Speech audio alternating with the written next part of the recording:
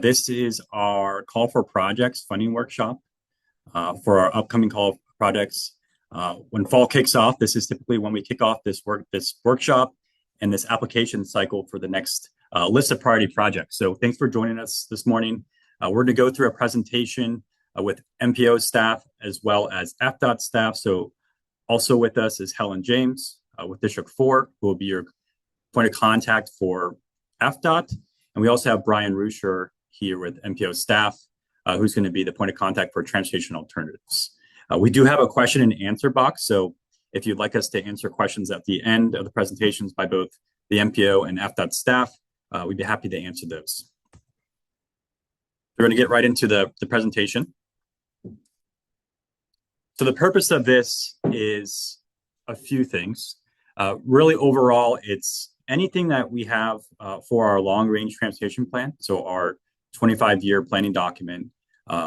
If it's seeking federal and state funds, a project, it should really be in that document. So what this is really doing is putting products in that long-range plan to seek support for federal and state funding. And that goes for any type of transportation product within Palm Beach County.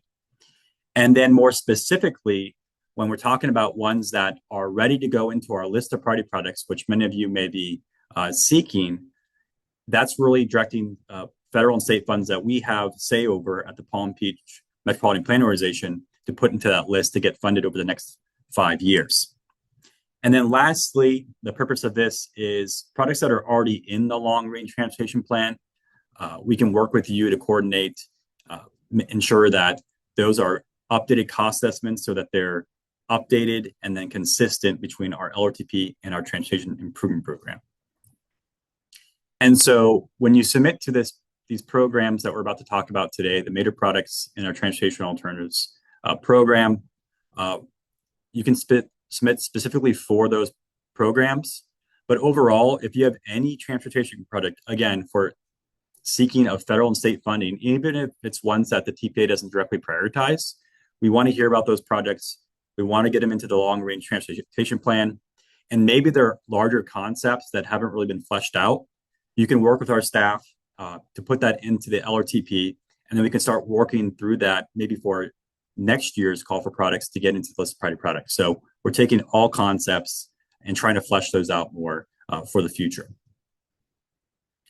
So really what's going to be the focus of this workshop is these two main application funding programs, our major projects, and then also the Transportation Alternatives Program.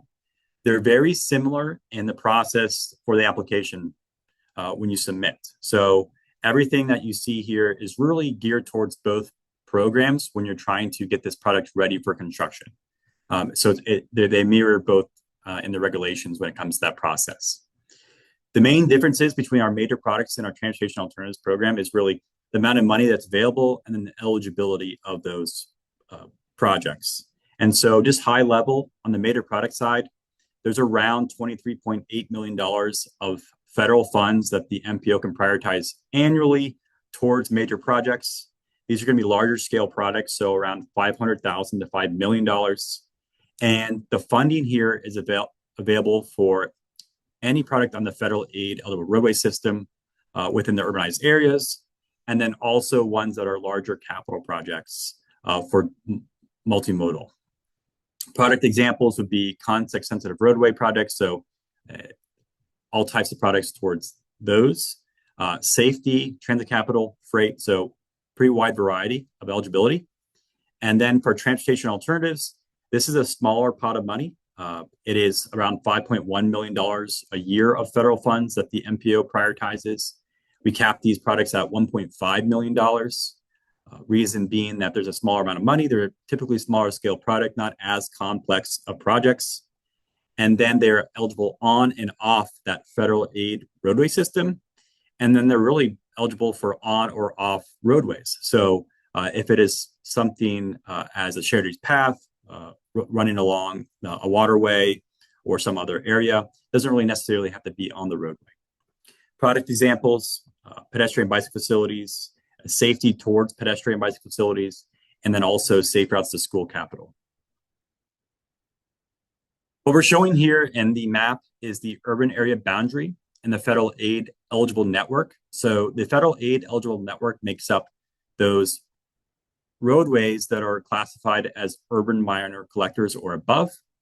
And then you can see the boundaries of the urban area. So the funds that the MPO really has to prioritize, these formula funds we get, are based on these urban boundaries. So we emphasize funding these priorities in these urban boundaries and then on these roadways. So again, going back to that federal aid eligible network and what the major products can be, go towards, it's on that network.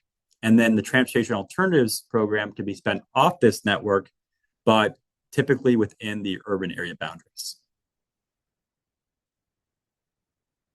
We talked a little bit about the eligibility of the two programs. Here's just a little bit more details on where that comes from.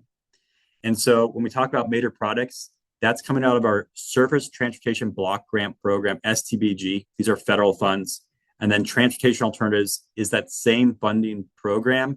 And there's a set aside at the federal level for those that go strictly towards transportation alternatives. So both of these are those federal funds that we had to prioritize. And then it shows eligibility of these. And then also we're providing links. So if you search or you want to use these links, these are eligibilities that are updated with any transportation bill at the federal level. And so there's a wide range of eligibility on the major products list. And then you can also see that eligibility on the transportation alternatives. So if you want to go directly to the source to see things that are eligible, you can go there. But we have a few examples here. Context-sensitive roadways. So that's intersections, signals, maybe a lane repurposing or reconfiguration. It could also be capacity improvements. We have safety. It could be road or pedestrian lighting, traffic calming, technology, infrastructure hardening. Have had a lot of those in the past. Then it also gets in some of those other multimodal programs, transit capital with vehicle purchases, shelters. Both of those have ones that we've funded, and also technology, such as transit signal priority. And then although we do not get a lot of products from this section, they are also eligible, and that would be anything with freight, airports, seaports, or railroad capacity, or truck movement improvements. And then again, on the transportation alternative side, it is geared more towards transportation alternatives for our most vulnerable users, so pedestrian and bicycle facilities. So that can be traffic calming and safety towards those, and safe routes to school. When you see the scoring that we have set out by the governing board when it comes to both these programs, they've mirrored scoring in the past, and there's been a few updates on those based on federal guidance that we wanted to bring into it. So it's based off updates in our long-range transportation plan. And so you'll see the scoring really focused towards the same goals we've had: safe, efficient, connected, multimodal, and resilience in that LRTP. And then there is a focus on the scoring, especially on the major product side, towards some of the federal performance measures on the national highway system specifically. So if you are doing things with a product that would better a national highway system roadway or improve the federal performance measures that we have to set targets for, you're going to receive more points towards those. And then on top of that, there's always a focus on Vision Zero efforts, driving down fatalities and serious injuries, and a focus on that high injury network specifically. And there's also points towards building out that 561 transit network, and then also freight activity areas. General funding timelines you should expect when you apply for these programs and get into the listed priority projects. So we're dealing with an upcoming transportation improvement program for this cycle that would be fiscal year 28 to fiscal year 32. And so for a major project, since they are larger funding categories, if the project is funded, it's most likely going to be funded in the outer new fiscal year. So that's going to be fiscal year 32. And so you expect design to start around fiscal year 30, which would be locally administered. And then on the transportation alternatives program side, since it's a smaller funding pot, these are really just 3 years out. And so if funded, you'll see funding in fiscal year 30. And then that local design really starts that first year of that transportation improvement program. So local design started in fiscal year 28. On the website, there's a few tools that are already up and running that we've updated. One of those tools is a product scoring criteria map. So when you look at the program overviews, you're going to see the scoring criteria out of 100 points for both the transportation alternatives and major products programs. Both of those you can utilize and then also come to this website and see those specifically and how that's going to be scored. So you can see the federal aid roadways. So is it on or off that federal aid system? Is it going to be a product that's eligible in general? And then you can get more into some of those other scoring systems. So examples on this screen are ones that are unchecked, are ones related to access near schools within a 2-mile boundary for pedestrian bicycle facilities. There is the designated evacuation route. So if you're improving hurricane evacuation routes, travel time reliability on the national highway system. So if you're putting signals in towards that, there's points towards those. The 561 network and then freight activity areas. So they're all outlined on the mapping. And you can see that at palmbeachmbo.org/scoring map, or just go to the main program pages, and they're both linked there. Some important dates to remember for this. These are fairly set, and I'll go through them, the ones that might change a little bit. But important dates to remember. We approved these programs at the governing board meeting October 30th. And so this is our kickoff of that workshop on November 7th. And then upcoming, there's a series of pre-application meetings. These are required. And that's going to run from now until early February before application deadline. Both Brian and myself and other MPO staff, along with AFDOT staff, will be on those pre-application meetings. Those are now live on the website at both major products and transportation alternatives. So if you want to go there now and solidify your 1 hour slot, you can do that already through Calendly. So that link is up and running on both websites. Our application deadline is February 13th, 2026. And then projects, once they go through that process of vetting, we'll amend the long-range transportation plan to keep that a live document. So we're going to amend in those major projects by June. And then the projects that are prioritized for adoption will go into that draft list of priority products to committees in July, and then final adoption by the governing board, July 2026. As I mentioned, both programs, when it comes to submittals, are going to be very similar. So you're trying to really just get a product ready for federal funding and be ready for the Transportation Improvement Program and the work program. So when you see the requirements for submittals, you're going to see a requirement for a detailed scope. So with that's going to be a plan review or a typical section and details on what you're trying to build. The cost estimate has to be an engineering level cost estimate, and we'll go through that. The scoring is going to be more detailed than just the prioritization out of the LRTP. So those are specific ones out of 100 points for both programs. A level analysis from both like an environmental and a planning analysis and just general public support, you're going to see that throughout, displaying the level of public support, the level of local governing body support, and then also the environmental and planning analysis gets in more detail as there are site visits by both MPO and AFDOT staff. And then also another requirement is ongoing operations and maintenance. So if you're moving forward with the project, it has to be identified who's going to have the ongoing operations and maintenance responsibilities. So that has to be determined early on as you submit your application. As a reminder that when you are receiving federal funds, you're required to have an ADA transition plan in place. And so if you do not have a plan in place, we have more resources out there on our website at palmbeachmpo.org/title-6 ADA. And so more details are there about how to go about getting an ADA transition plan. There's also additional resources and some workshops on that. So if you need those resources, let us know. We'll let AFDOT know and be happy to help you with that. Required documents for product funding. So this is going to be also in the overview packet. And we're going to run through these one by one. And just high level, again, there's an application process that goes through the AFDOT portal. There's a local map. This is an aerial, typical section, right-of-way verifications, resolutions to support, cost estimates, and so forth. So we're going to run through all of these individually quickly so you can understand what those are. So required documents. So first is the application. I skipped that, but that's going to be a one that's available for download and then submittal through the AFDOT portal. It's more of a high-level summary of filling out more of that scope and then getting into the details of different items in the scope. Then there's an overview map with an aerial. You can do this through GeoNav or your own mapping application to make. There's some resources there to do that. GeoNav's nice because it kind of shows parcel boundaries, and you can just highlight the section.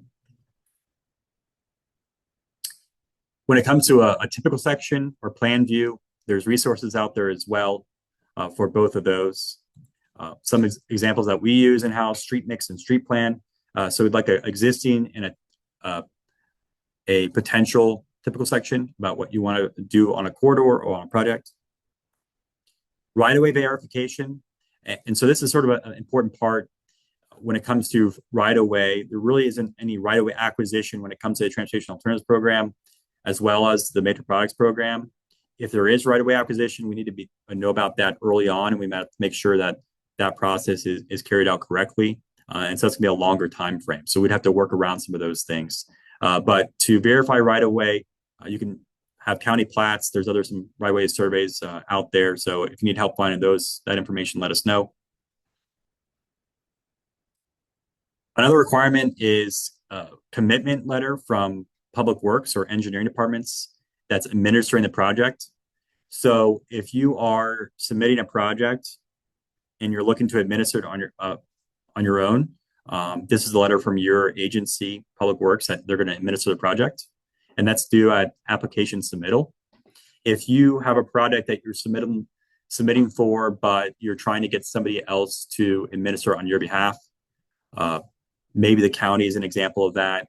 You're going to need to work with the county before the deadline to ensure that you have commitment from them to administer that project on your behalf as your submittal.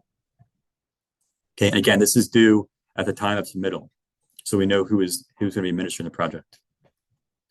And then on top of that one, which was a letter, this one gets into the support from a local governing body. So we do need resolutions from the governing board of the facility owner and that surrounding community that they support the project to be constructed on the facility as proposed, and that there's commitment to operations and maintenance for the improvements long term.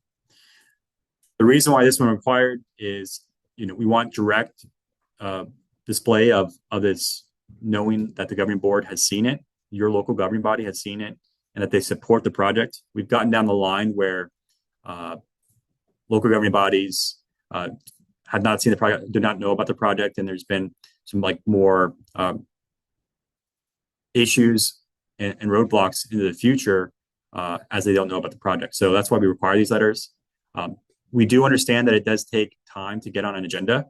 And so that's why you'll see this deadline of April 24th, which is a few weeks after the few months after the original February deadline. And so that gives you a little bit more time to get on an agenda because we know that is set in advance. And so to meet this April 24th deadline, we'd like to know that you're working through that, and it's going to be coming up on an upcoming agenda so that we can see that as you reach that deadline. So try to give it a little bit more time for that to get that approved by the local governing body. Then we get into cost estimates. These are going to be provided on the website as well. All this is going to be provided on the website as examples. We have updated cost estimate sheets, and there's two sheets there. The first one's going to be ones that are AFDOT administered projects, and the second one's going to be a local agency administered project. And with there's a term participating item. So anything that's reimbursable, we can go through these sheets later. Anything that's reimbursable should be on the participating items list. So even if you go above the caps of the program, let's say your project is $7 million and you're applying for transportation alternatives. Even though we have a $1.5 million cap, you should not limit yourself in the cost estimate sheet to the $1.5 million cap on the participating items. Show the full amount that is an eligible expense on participating items, if that's $4 million. And then the other one would be in the non-participating items, which is going to be required to be provided by the locals, the fund. When it comes to participating items, there's a list of examples of what is participating items that we can provide to you. We do have one where for any sort of landscaping, natural infrastructure, the transportation alternatives can fund up to 25% of the total product cost towards that. So that is one specific item for transportation alternatives. And then there's examples of non-participating items. So these are ones that are not reimbursable: mowing, utility relocations, video inspections, contingency items. And this must be signed by a licensed engineer. Also, on top of this, before and after photos, preferably ones that are taken in person at the facility before and after. Ones that are through Google Maps would also work, but we do prefer ones that are before and after, not from Google Maps. And these are ones that we also highlight moving forward. So if you are already somebody who's constructed a project or are constructing a project and you have updated photos, we always love to have those for our records and to display those. The application submittal is going to go through the GAP portal. And so if you've submitted in the past, it's a familiar tool. So you'll have to set up and register for this tool. So make sure you do that early on in the process and not last minute.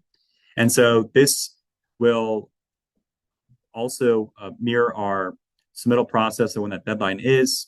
And so all the materials are there for download and submittal for the application. And the products will be vetted and coordinated through this website. And what that's going to look like, here's just an example of how that will work. When you go into the tool, there'll be an applications tab, and then there's grant opportunities, and you'll see the ones to apply for on the website. There's also a variety of resources that are available. We'd be happy to work with you on if you don't know how to use them. But on our resources page on our website, there's a variety of ones such as our map, our interactive map, which has more details. There's also the scoring map that we talked about earlier on. We have our comment map for the public. And then specifically for this program, you'll see on the main tiles, there's going to be that scoring one. We're going to have also examples of what you can submit for what a resolution of support looks like. What is a letter committing to administering a product might look like? What does a right-of-way acquisition look like? So all those are going to be available on the page as well. And so you can download those after this meeting. So that concludes what we have on the MPO side. I'm going to turn it over to Helen James with AFDOT, who's going to talk more about what it means to be locally administered and how to administer a product at the local level using federal funds. Thank you, Andrew. Next slide, please.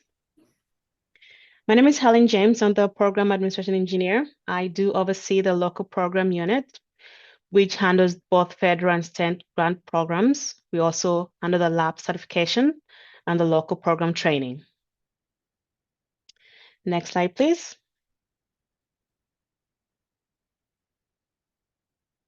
So we have the application cycle. We have kicked off the application cycle. The application cycle is now open. We do expect to receive scope and cost estimates. Once the deadline reaches and the cycle closes, FDOT will begin vetting those applications, determining eligibility. We'll go through the programming on projects depending on the available funding. We will get a final ranking from our MPO. And then in July, we'll start off drafting the tentative work program. Next slide, please. So LAP, the Local Agency Program. It is a federalized reimbursement program with oversight from both FHWA and FDOT. With LAP, you have to be LAP certified. The local agencies can be LAP certified. Those who are not eligible to be LAP certified are private corporations, nonprofits, individuals or subunits of the government. Next slide, please. So I'll go briefly over the certification life cycle. We have two major types of lab certification. We have the full certification, which is renewed every 3 years. We usually give the full certification to our counties and agencies that have multiple projects. This is a performance-based recertification. And then we have the project-specific certification, which usually is for our cities, towns, and villages. It's renewed at every project, and it does have oversight by FDOT. So we also have the functional areas of certification, which are design, construction, and construction administration, procurement of professional services, and construction contracts. As we go through the certification, the local agency will have a variety of trainings to take, to get lab certified. They'll have tools they have to fill out that will be reviewed by a central office to determine their risk assessment. And one thing to note during the lab certification process, we do require to have a responsible charge for each agency. Next slide, please. So the local program has an oversight team. In order for projects to be successful, we will have our district coordinators do their day-to-day contacts for the projects. We'll have oversight from our environmental department, our right-of-way department, and all the way through construction. We'll have the construction operations and district construction providing oversight to our local programs. Next slide, please. And I'll just recap here for the cycle. The step 1 is the project programming and award. The step 2 is design. Before an agency completes design, they will go through the lab certification. Prior to the project being advertised for construction, we will have a lab agreement with the local agency. And then once the project is under construction, there will still be construction oversight from the department. And once the construction is complete, the project will get closed out, and we will have performance evaluations from the agencies to determine how well they did throughout the process. As Andrew mentioned earlier, all applications have to be submitted in GAP. Now, this web-based system does require you to log in. So if you don't already have a username, please do not wait until the last minute to request one. Go ahead and request that access today. This web-based application is designed both for FDOT and the Federal Highway. It's an automated web application that helps manage the state and federal grant programs online, all the way from design all the way through contract closeout. This is the first step in administering a lab project. All projects are, once awarded, are entered into the GAP system. Next slide, please. Now, it's very important that we have successful projects. So the success of the local agency program depends on the local agency ability to commit and adhere to the state and federal requirements, adhering to the approved and awarded project scope, adhering to the project schedule and funding, and most important is staying in communication with the department. Communication and coordination are important to get a successful project. And as I mentioned earlier, there's oversight through the different phases of the project. We like to see a successful project, and we like a commitment from both the department and the local agency. Next slide, please. So we have resources out there as well. Our local program manual is a very good resource for local agencies as they go through the administering of their project. It's divided into 5 parts. It does have the overview of the local programs as you go through design and through the project closeout and maintenance. It's a very good resource.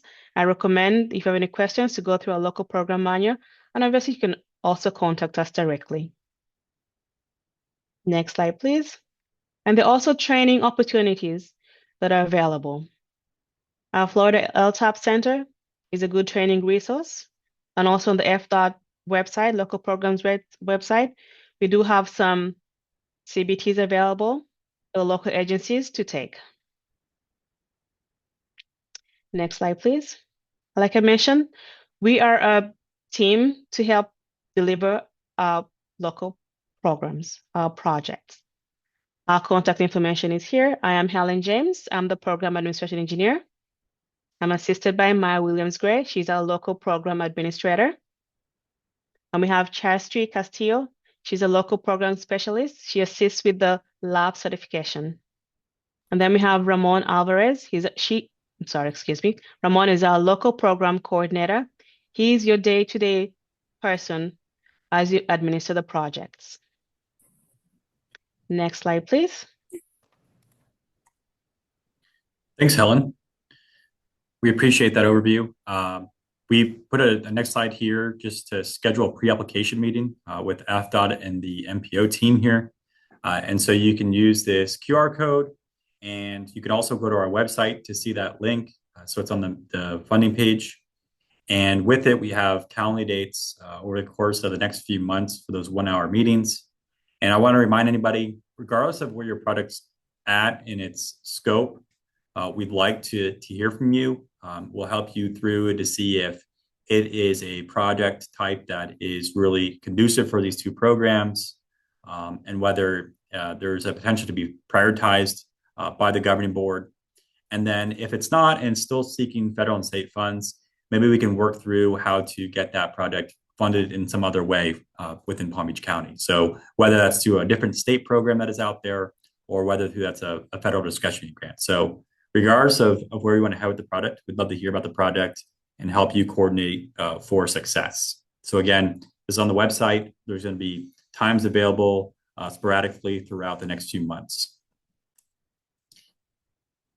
Just putting the contacts here as one of our end slides. Again, your main contact you just heard from AFDOT is Helen James. You can reach her that information. And then for major products, you can go through me and my information there. And then for transportation alternatives specifically, if you already know that you want to go through that program, you can reach out to Brian Rucher, our Deputy Director of Multimodal. But if you just have just general contacts and you just want a main point of contact, don't be afraid to use my email address, my phone number to give me a call, and we can coordinate from there. Okay, I think that ends sort of our overview presentation by the MPO and AFDOT. So we're happy to answer any questions. And again, we have a Q&A box that you can submit your questions for. So I'm going to ask Carly on our team to see if we have any questions at this time. No questions at this time? Okay. So while we move through, and if anyone is wanting to load any questions up, I would just recommend coming through that that you take a look at our kind of long-range transportation plan. If you get it the next slide to kind of showcase our transit plan. We have a future where we're thinking really, really hard about how we create a more comprehensive mobility system for all transportation users. This includes everything from microtransit zones, express bus services, premium transit services on our 561 network, as well as the enhancements for other passenger service that is possible in Palm Beach County. Next slide. We also have a really strong emphasis on trying to think about how we can continue to plan for the future of transportation, and that future transportation is not solely in a single occupancy vehicle. Time and again, we have heard that micromobility is on the rise in our areas, and while we have a system which was actively working towards being more complementary and more open and welcoming to non-motorized users, the electrification of scooters, bicycles, one wheels, and the new types of vehicles like low-speed vehicles and golf carts have also come online too. So as we continue to think about our transportation system and trying to make it more comprehensive and more multimodal, which will add capacity to roadways, we want to ensure that we're thinking about all modes as we bring projects to the MPO, whether they be for the TA program, that's more of our short-term funding program, our major projects, or our long-range transportation plan. So next slide.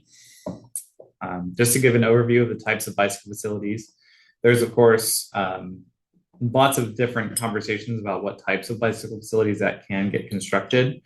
our scoring criteria for both the transportation and alternatives program and the major projects program both reflect heavily on the creation of safe systems and safe and complete networks of streets. So if you look at bicycle lane as a potential solvent for a transportation project that you're going to be submitting, that is probably going to score fairly well, but you will get more points by considering greater separation between users. So separated bicycle lanes, shared use paths really do shine when it comes to our scoring criteria and moving projects forward, especially shared use paths, which accommodate more users because of their width, and their typical design allows for a little bit higher speed. So it gets at that micromobility element. Next slide. Just to highlight one of our more recent projects that we've completed, Lake Worth Road in city of Green Acres, Palm Springs, unincorporated Palm Beach County, from Congress Avenue to Military approximately. This is a really great project which repurposed some of the space for the road. So we narrowed all the travel lanes with the Florida Department of Transportation, created a separated bicycle lane, wide shared use paths on both sides of the street, added crosswalks, access management throughout the whole of the corridor. Previously, this is one of our highest crash corridor locations in Palm Beach County. I'd argue also that probably extends possibly to the district. We have, since the project opened in June, we've been kind of tracking and waiting to see if we've seen anything in terms of major or serious injuries or crashes that have resulted in a serious injury or a fatality, and we have not heard of any. So we will continue to monitor that project and its safety improvements that have come along for all users, for people driving, walking, bicycling. It's really going to have a great improvement. Just going to make sure we don't have any more questions coming in. Okay. So and I think this is a good point to mention too, Brian, especially on this project, which is a state roadway. So when you're submitting to these programs, if it's something that is going to be on a state roadway, it is most likely going to be administered by the state. And so there is a level of coordination effort that needs to happen earlier on the process. So if you show up on the last day to submit something for FDOT to administer, it's not going to be prioritized. So you need to have commitment from FDOT to administer that project earlier on in the process. I believe by the end of the year is probably when we need to know that by. So by December next month. And then also for these projects on the state system, there is state funding available that we have to prioritize for this. And so when it comes to these bigger projects that are on the state system, it's coordination between the MPO, FDOT, and you all for that submittal. So when these all go to the list of priority projects, we have these programs of major projects that's going to incorporate both the federal funds that we have available and state funds. So these are really driven out of the long-range transportation plan. And that priority list is going to be one priority list with one pot of money really to put towards all those projects. And then on the transportation alternative side, that is a set aside with just federal funds. And so that one's more specific to the order of the priorities there. But just wanted to mention, it's a state project. There is more of a coordination effort that needs to occur with the MPO and FDOT. Okay. So I don't think that there's much else that I'd comment Other on. questions? It sounds Okay. like there's no questions. Andrew and I are available for questions, comments, concerns, as well as Helen with the FDOT team. We really appreciate her making the time to come out this morning virtually, and appreciate all of you making that time as well. So I think we should leave on the schedule pre-application meeting slide, because we want to see some of those times and dates get booked. So please, if you could, make sure that we get you on our calendar. We do have a limited number of seats and meeting times that are available for your booking this month. December, January are the 3 months that we will be able to get to you. There's a handful of days in each of those months, but there's plenty of times available on those days. So please schedule your pre-application meetings, get on the calendar to talk through your LOPP project request and your LRTP project updates. Okay. Thank you, everyone. All right. We're adjourned. Thank you.